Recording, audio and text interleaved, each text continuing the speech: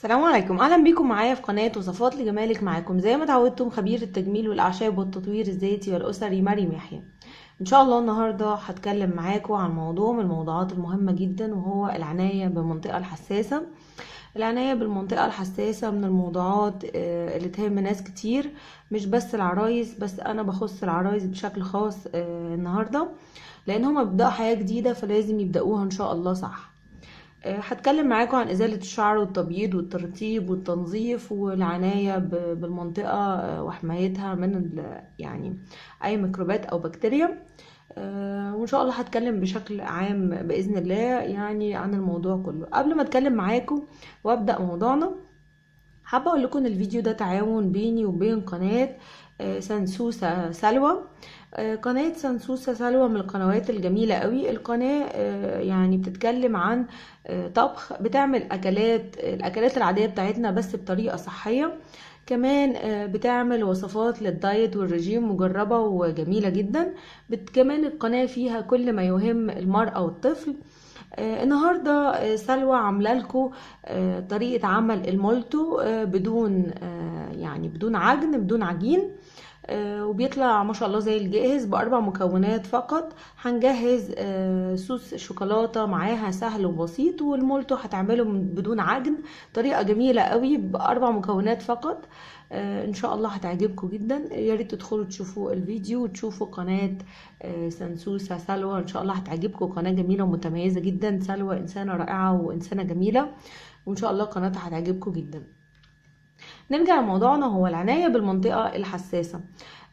لو انت عروس لازم تاخدي بالك انك داخلة على مرحلة جديدة، وان انت اي حاجة كنت بتهمليها قبل الزواج ما ينفعش تهمليها بعد الزواج.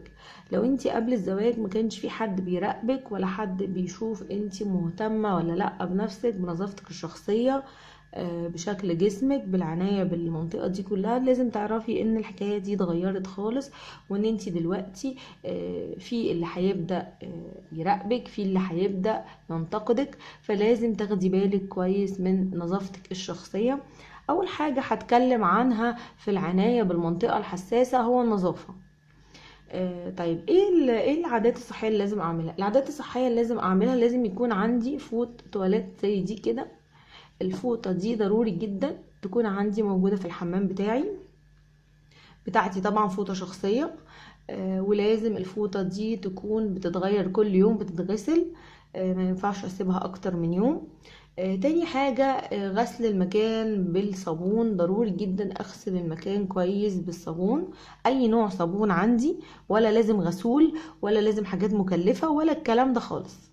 الصابون العادي بتاعي هغسل المكان من بره، طبعا انا مش هدخل الصابون داخل المهبل من جوه، لا، بس منطقه البازر والشفرتين، يعني المكان كله هغسله عادي، مفيش مشكله خالص.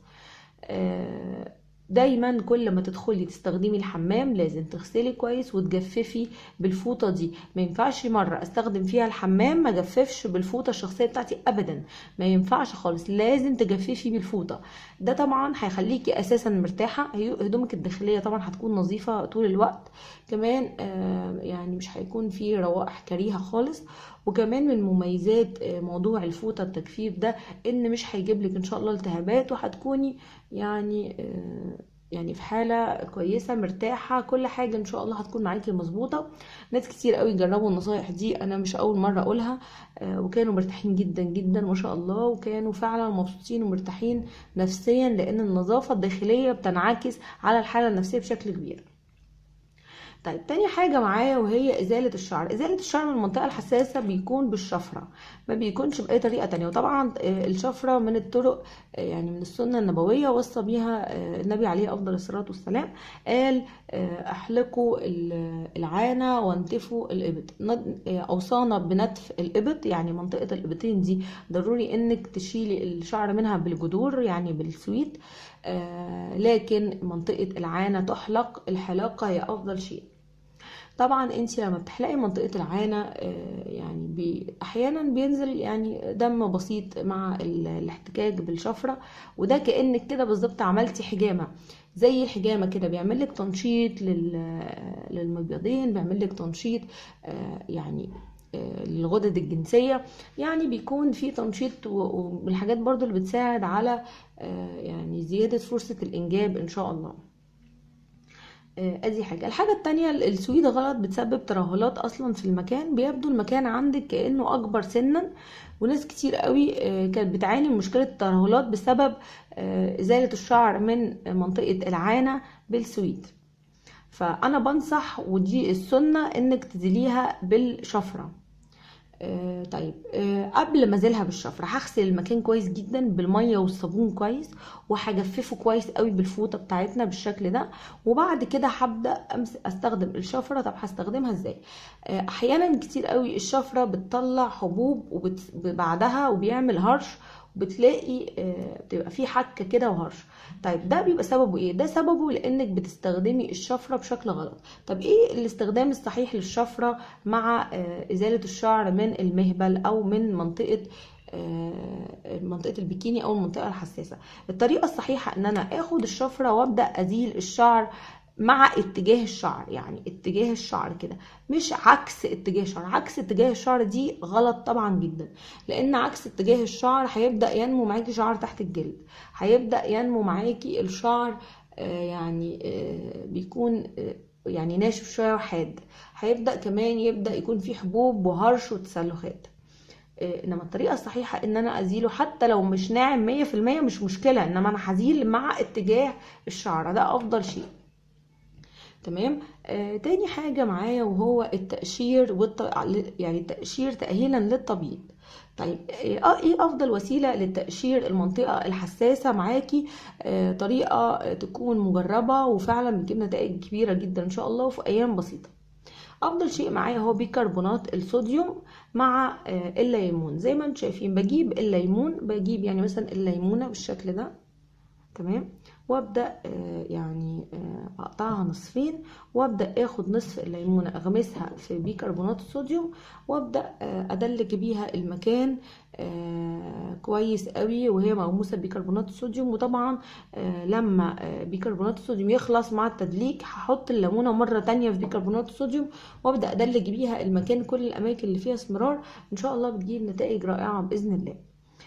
طبعا هدلك لمدة دقيقتين وهسيبها كمان دقيقتين بعد التدليك، وبعد كده هغسلها عادي بمية دافية.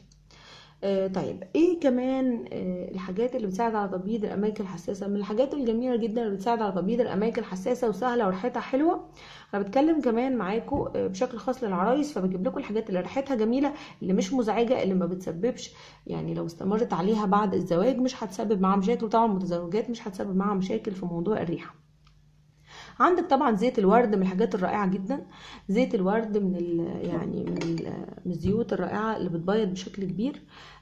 استخدامك لزيت الورد بعد التقشير، واستخدامك لزيت الورد بشكل يومي تدلكي بيه الاماكن طبعا اللي فيها اسمرار، ده بيساعد بشكل كبير قوي على تفتيحها جدا جدا وتبييضها. يعني انا هعمل تقشير مثلا مره اسبوعيا، بحد اقصى مرتين اسبوعيا هدهن زيت الورد يوميا. وطبعا ضروري اغسل المكان بالليف والصابون، يعني لو دهنت زيت الورد مساء بالليل يعني اغسل المكان بالليف والصابون قبل ما ادهن زيت الورد في اليوم التالي بالليل برضو، عشان ضروري جدا التنظيف قبل الدهن، عشان طبعا هقشر الجلد الميت وهشيل البكتيريا والروائح الكريهة، ويبدأ المسام تكون مفتوحة فتستقبل معايا زيت الورد مرة تانية، الدهان بتاعي مرة تانية، وتبدأ تستفيد منه في موضوع التفتيح بشكل كبير. طبعا ده روتين للعنايه بالمنطقه الحساسه من الالف للياء. الناس اللي بشرتها حساسه مش فيش مشاكل خالص، مش هتستخدم بيكربونات الصوديوم مع الليمون، ممكن بيكربونات الصوديوم فقط تاخده بايديها وتدلك بيه وهو ناشف، بس يكون الجسم مبلول عليه، ترش شويه ميه، او تعمل سكر مع زيت زيتون، مفيش مشكله. اتمنى يكون الفيديو عجبكم، وما تنسوش يعني اكتر نصيحة واهم نصيحة النهاردة معايا هي الفوطة دي. هي الفوطة دي اهم نصيحة معايا النهاردة، ان انا لازم يكون لي فوطة، وهتفرق معاكم كتير جدا جدا في الحالة النفسية، لان انت هتحسي بنظافة داخليا، هتحسي براحة نفسية وبثقة بنفسك اكتر. ما تنسوش تشوفوا الفيديو بتاع طريقة عمل المولتو.